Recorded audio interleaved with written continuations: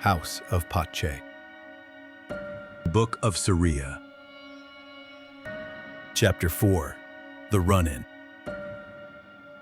Like, comment, subscribe, buy me a coffee. Book available on Amazon. Apologies. A slow rumbling voice like mountain thunder intoned. It was the cloaked stranger who had fixed the wheel. The path was clogged with our entire company making their way back to the carriages.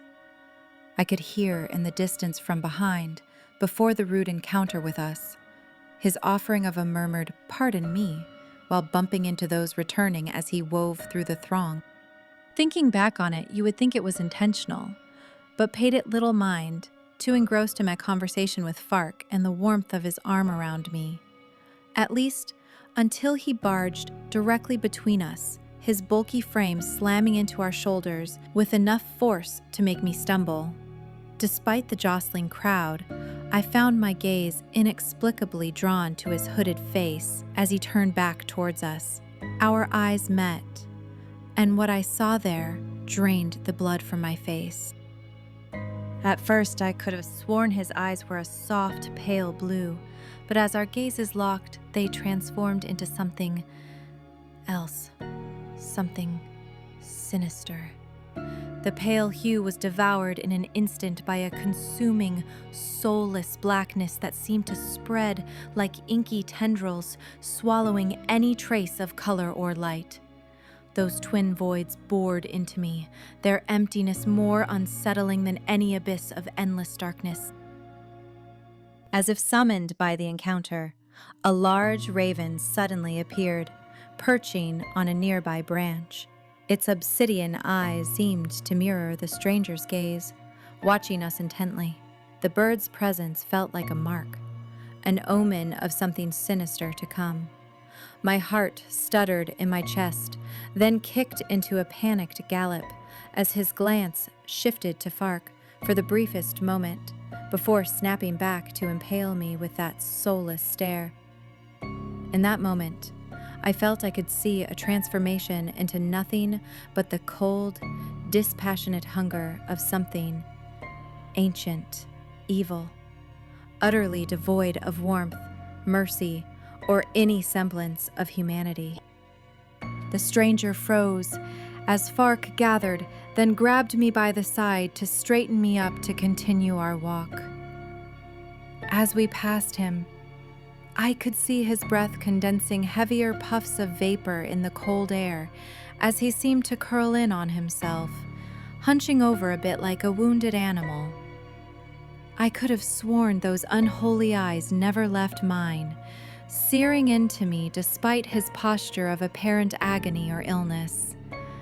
I found myself stumbling backwards, my hand clutching Fark's waist as he pulled me along, putting distance between us and that waking nightmare. I could not look away, sensing an attack could come at any moment.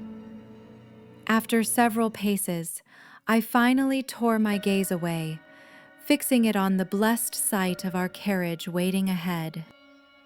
Caw! Caw! The raven flew off as we recovered and came closer to the carriage. After what felt like a mountain of ascending steps to the door, I stopped to find the man slowly disappearing from view with his hand held over his stomach. "Did you see that?" I asked fearfully, my voice barely above a whisper. I heard a sharp caw echo behind us.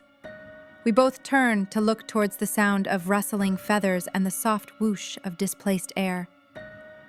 The crow had followed, its wings creating small eddies in the chilly atmosphere as it descended. With a barely audible thump and a light scrape of its talons from landing on the top of our carriage, it created a dark silhouette, standing stark against the fading light, its feathers settled into place with a gentle ruffle. The bird's presence seemed to make the air around us heavier, more oppressive.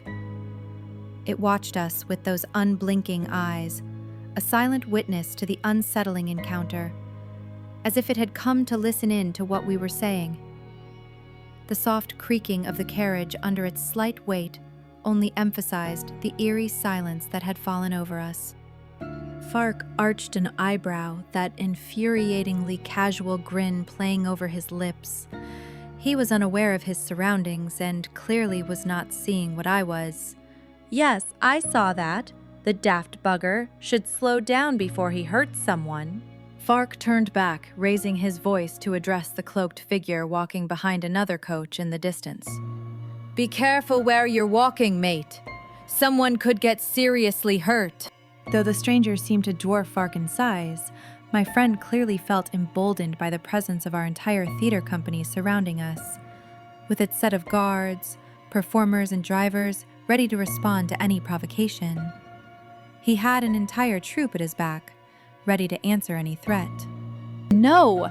I insisted, struggling to keep my voice steady against the tremor of dread lacing it. "Did you see his face?" Fark's bravado slipped a notch as confusion crept over his features, his arm falling away from my shoulders. No, I didn't get a good look at him under that cloak. Why?" The words tumbled from my lips in a breathless rush. "It didn't seem right or natural. I don't like what I think I saw." His forehead knit together as he studied my expression, clearly taken aback by the naked fear written there. "That's strange. What was it? I didn't notice anything before when he was helping with the wheel. I would have seen something amiss then, no?"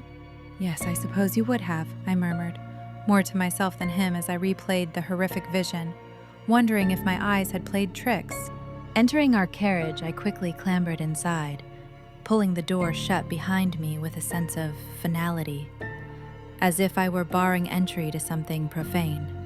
Opening a wooden window, I tried to steal one last glance for the cloaked stranger to ensure his departure, and it seemed he had vanished, swallowed by the gnarled forest. I slumped back in the padded bench, shivering uncontrollably from the cold, or was it the terrifying encounter? The dread coiled within me like a nest of icy serpents, their scales slithering beneath my skin as their venomous chill seeped into my core. No matter how the other passengers laughed and joked around me, their voices were muffled and distant, drowned out by the thunderous pounding of my heart. I fell into this trance of thought. Those eyes would be forever seared into my memory, branding the image into my mind's eye like the mark of a white-hot iron. No matter how I tried to rationalize what I'd seen, I couldn't shake the feeling that we had encountered a profane creature, an abomination, an ancient hellspawn that should never have been roused, lest its insatiable hunger be turned upon us.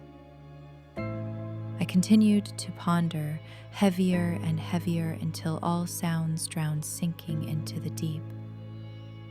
The others remained oblivious, offering jovial thanks and clapping the stranger on the back, their mirth like nails on a chalkboard to my ringing ears. Couldn't they sense the miasma of dread? The electric charge in the air that raised the fine hairs on my nape? I could scarcely breathe, frozen in primal terror as that empty gaze seemed to bore into my very soul, weighing it against whatever cosmic scales he carried. What sins, either recent or long buried, had brought this dark omen into our midst? Whose transgressions were so grievous as to invite death's scrutiny?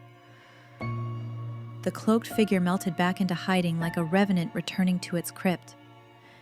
Even so, I knew better than to let my gaze linger over long. The death omen had been delivered. This is where I found myself awoken by Lady Clara, from a long daze of piecing together all the stories of these creatures that I am beginning to believe actually roam among us.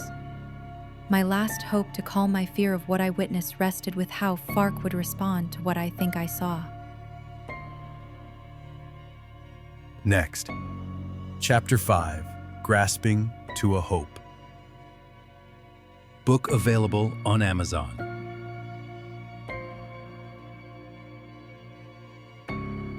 Buy me a coffee. Support me and the channel to create more content. Go to the link in the description. Like, comment, subscribe. House of Pache. Book of Sariya.